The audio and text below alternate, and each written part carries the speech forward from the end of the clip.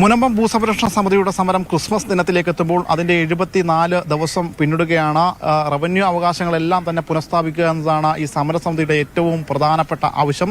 ഇന്ന് ഈ ക്രിസ്മസ് ദിനത്തിൽ ഇവർ എല്ലാ കുടുംബങ്ങളോടൊപ്പം ഒരുമിച്ച് വീട്ടിൽ ചെലവഴിക്കേണ്ടതാണ്. പക്ഷേ ഈ സമരപ്പന്തലിലാണ് മനസ്സിലെ ദുരിതങ്ങളെല്ലാം തന്നെ മാറ്റിവെച്ച ഈ സമരപ്പന്തലിൽ ആടിയും പാടിയുമാണ് ഇന്ന് ഇവർ ഈ സമരം കൊണ്ടാടുന്നത്. സമരം അതിൻ്റെ 74 ദിവസങ്ങൾ പിന്നിടുന്ന ഘട്ടത്തിലാണ് സർക്കാർ ഹൈക്കോടതിയിലേക്ക് ഒരു സത്യവാങ്മൂലമായി മുന്നോട്ട് പോകാൻ ഇപ്പോൾ തീരുമാനിച്ചിട്ടുള്ളത്. അത് മറ്റൊന്നുമല്ല, ഇവരിൽ നിന്ന് ഭൂനികുതി സ്വീകരിക്കാം എന്നതാണ് സർക്കാർ ഹൈക്കോടതിയിൽ നൽകാൻ പോകുന്ന സത്യവാങ്മൂലം. പക്ഷേ ഈ സർക്കാരിൻ്റെ നിലപാടിനോട് ഒരു തരത്തിലും യോജിക്കാനാവില്ല എന്ന് തന്നെയാണ് മുനമ്പം നിവാസികളും ഭൂസംരക്ഷണ സമിതിയും വ്യക്തമാക്കുന്നത്.